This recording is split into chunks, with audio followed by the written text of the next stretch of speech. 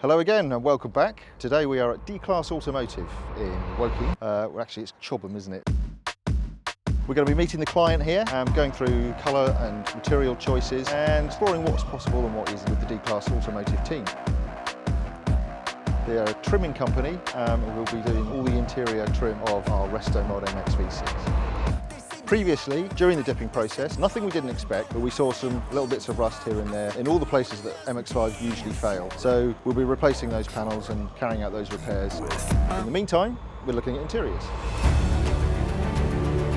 Take cars, supercars, classic cars, and even your everyday cars. You add a little bit of extra flavour, a little bit of bespoke work, but the classic cars have to be exactly like they were when they were brand new. The client's here with us today, and the reason for that is you need to bring them through the process. So just on that, just as a sanity check, you've got this fairly leery exterior colour. Yeah. Do you really want to do leery interior colour as well? Today, what we'd like to get to is a set of choices from the customer of what he wants to achieve in the car, in particular colour and materials, and start allocating those to different areas of the interior. Yeah, I really do want to push the boat out on. This is my inner demon, for want of a better word, coming out. And all the other cars I've got, they've been black, they've been grey, they've been dark blue.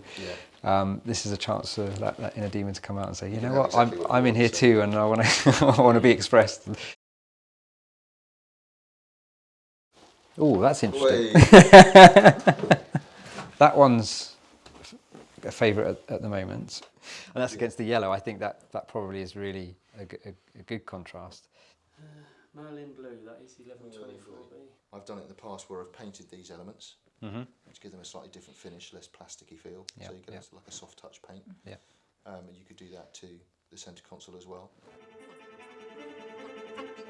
The challenges as part of this process were understanding the client's needs. Yeah, it's fantastic with that colour. And actually start to see real materials, real colours, and start putting that together. Often there's too much choice, and we need to guide the customer with what works and what doesn't, with the experience that is here with the D-Class team. Yeah, we've got that history of what we do and all the experience that we've got, which helps them hopefully get exactly where they want to be. What's possible and what's not. Absolutely.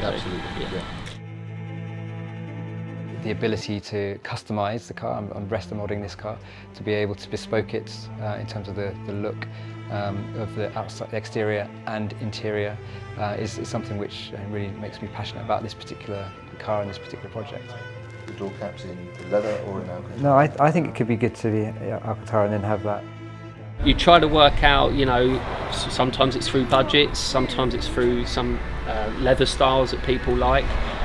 So you'll go with that and you'll just start to wean through all the little processes and steps, and then you should end up with something where they're at. And what about the back of the seat? I just noticed there that there's obviously, and on my seats at the moment, there's a contrast. Would that be the same? This is one of those days when a critical decision needs to be made. We're talking about the interior of the car and what that's going to look like. There's limitations to what you can see on the internet. There's limitations to what you can do on the computer. Here, there's a lot of, as I discovered today, a lot of options.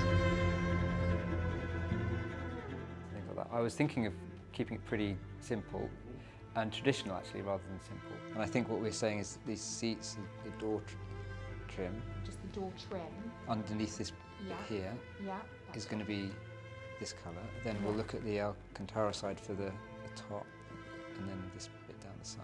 You could have the blue, you could have the blue. So I think having Bruce there and the guys here at D-Class helping me understand with all their knowledge and experience, I think it's also useful to gain their experience.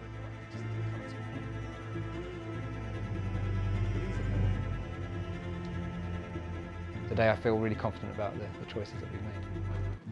Today was really productive. I thoroughly enjoyed it, actually. What was nice was Jonathan's got a very clear idea of what he wants, which I really like. That's great, and that means he's got a clear vision.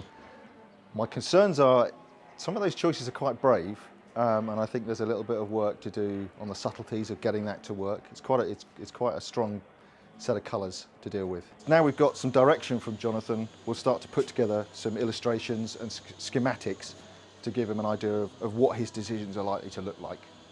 There's lots going on, lots of it concurrent, but next time we're going to be looking probably at the paint side of things. Thanks for watching, hope you enjoyed this episode, and we'll see you next time.